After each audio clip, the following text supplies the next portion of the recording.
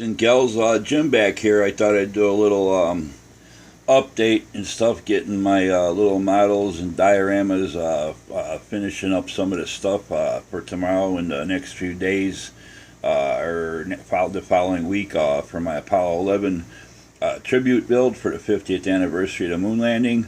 I'm in the process with, like I said, the kit that I got. It had some extra kits of the lunar modules, the command service modules that were sold separately by AMT back in the day when they first released the Saturn V model.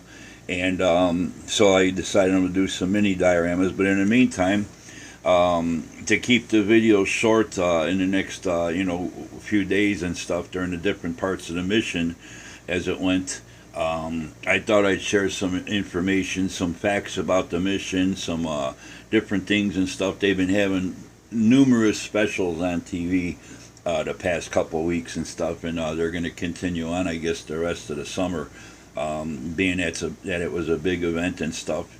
But like I told you guys, I was lucky enough to be down in Florida and witness the Apollo 15 takeoff. And as they described the feeling and the sensation, the sights and everything, it is very true. One of the facts about the Saturn V rocket with the first stage with these big F1 engines, the 5 of them, they produced the loudest man-made sound in history. The only thing louder is a nuclear bomb explosion. That's how loud they were. At liftoff, the blast generated small earthquakes throughout North America, measuring as large as 4.6 on the Richter scale. And believe me, we were 3 miles away. That's the closest anybody, including reporters, could get. And you felt that. It was really amazing. Like I said, it's probably one of the most spectacular things that I ever saw and experienced and stuff. It's something I'll never forget for my whole entire life and stuff. And back then I was probably let's see, 7. I think it's Apollo 15 might have been in 71. I'm not sure, but I was at the time I was like 12 years old probably. But I still remember that very well and stuff. But and then the smaller engines, those were the J2s. That there were 5 of those on the second stage, and then there was one of them on the third stage and stuff. And as I post my videos, like tomorrow when I post the video of my Saturn V, tomorrow's the actual day that it lifted off to start its mission. I'll be going through what the different stages, information like that, but I thought I'd share some of the information today on just those little facts about the power of the rocket itself, the amazing power of it. And I know many years ago I saw something, whether it was on History or Channel or something like that, but they were talking about, they showed a little video. It was a segment of the program. When they tested those F1 engines, they had to have one face in each direction and fire them simultaneously, because they claimed that they were so powerful, even individually, that they could actually change the timing of the Earth's rotation and stuff. So they had to fire one in each direction to kind of balance things out and stuff. And I found that really really something else. It's kind of hard to believe that something could change the size of the planet Earth, how it could change the rotation. But I guess that's, like they said at liftoff, when they fired up, when the ignition sequence went, and they fired those 5 rockets, those 5 engines up on the first stage, that it literally sent earthquakes throughout all North America and stuff. So I was 3 miles away, and like I said, the Indian Ocean, it was pretty calm, like the Indian River. I mean, it was pretty calm, like a normal river would be. You had a little current and stuff with the flow of the river. But when that first stage fired up with those 5 F1s, it looked like you were out in the ocean when the tide's coming in. Waves, big waves crashing up, little critters like crabs along the shoreline. Everything was scattered around and stuff. It was really something else. And another interesting fact, so I don't go overboard on some of the upcoming videos that I'll be doing about the Apollo mission, was the the Apollo, the computers and everything on board the rocket, and as well as mission control, the Game Boy that was out at that time had more memory and more capabilities than the computers on the Apollo spacecraft and stuff. And that's kind of, it's like, wow, it's pretty scary to think, those three guys, they were putting their life on the line, and they said that even then they were, it was, they even knew it was 50-50 that everything would work right. And many of the different things, different parts, the different engines on certain stages, especially on the command service module and the lunar module, they weren't able to test those engines out because they were pretty much a one-time shot. If they tested them, they'd have to build a new one, so they couldn't test them out. It all took place in real time.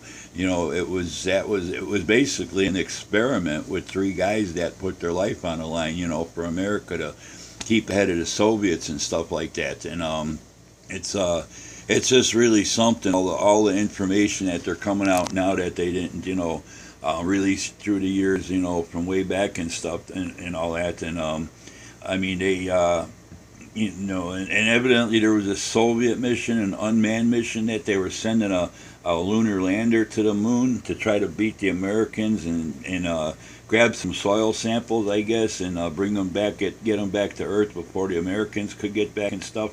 And I guess eventually, NASA found out, and at first they thought maybe they're going to try to mess with the lunar mission with America, try to intercept them, or cause some problems, or get in the way and cause the mission not to succeed and stuff. But evidently the Soviets were just ahead. But in the long run, when it came time to actually the Soviets land on the moon, they did land about 241 miles from where the Apollo, the Eagle, landed at the time. But evidently it crash landed and stuff didn't go right, so that was the end of the Soviets deal and stuff. But a lot of very informative information if you guys go through like National Geographic, the Science Channel, the History Channel, even PBS, the Public Broadcasting System. They've been having all kind of different specials on the Apollo 11 moon mission and stuff like that. So I just thought I'd share the tidbit. I'm in the process of painting up my extra pieces for the little dioramas that I want to do and put on YouTube throughout the week and stuff. And tomorrow I'll be posting a video on the Saturn V and everything. And like I said, I'm using the AMT Man in Space set. And eventually, after this is all done and down the line, I'm going to build a complete set with the Mercury Atlas, the Mercury Titan, or the Mercury, the Redstone, the Mercury Atlas, the Gemini Titan, and all that. And I will post the video because I have never seen a complete set built and posted on YouTube and stuff where you got all of them together. And I'm also going to include the 1/200 scale space shuttle with the booster tanks and all that. So I did a little bit about the paint that I'm doing on the external fuel tank for that and stuff yesterday, but I'm going to have the whole complete, like, the manned space flight program, from the beginning all the way through to the space shuttle and stuff like that. So hope you guys will enjoy it and stuff. And anything I could think of as I'm going through the next few, it's going to be tomorrow all the way through probably Friday and stuff, or Saturday, I think, is the day that they actually landed on the moon. I know the trip took from the time they left Earth and everything, the first 24 hours they went through all the stages and stuff, and then took another 3 days to get to the moon and everything. So pretty much from liftoff to landing on the moon, it was like a 4-day journey and stuff, that part of the mission. So any kind of information that might interest you guys, I'll include it when I do my videos and stuff. But other than that, I want to keep them kind of on the short side, not go overboard and stuff. And but I just thought I'd share some of this information as far as the power that this rocket had, and the sheer size of it, and the different problems that they had, going. It was like I said, it was basically one big experiment. They didn't know if it would work or not. So until the next time, you guys all have a good one. Take care, and we'll be talking to you soon. Thanks for subscribing. Thanks to all my new subscribers. Man, I got about 15 to 20 new subscribers the last couple of days. days and all that, and I appreciate it a lot. And if you guys build any models and stuff, don't be afraid to share them with us. I mean, we're not going to put you down or nothing. You know, everybody's got different skill levels. There's beginners, there's old timers, you know, guys that got a lot of experience building models, doing a lot of custom detailing and stuff like that. But don't be afraid to share them with us on YouTube. We like to see other people's work just as much as you guys looking at our stuff that we build and stuff. So thanks for all the new subscribers. Thanks to all my regular subscribers that have been with me for a while. Thanks for the nice comments you guys leave. Thanks for hitting the like button, all that you guys do. Like I said, any questions you guys might have or something, if you don't want to leave them in the comments, I do leave my email address in the description for each video. Feel free to contact me that way, and if we need to, we can exchange phone numbers. If you want something explained in a little bit more detail, you know, we can talk over the phone and stuff, and I can explain things better. So till the next time, tomorrow, we'll be talking to you guys. Take care. See you then. Bye.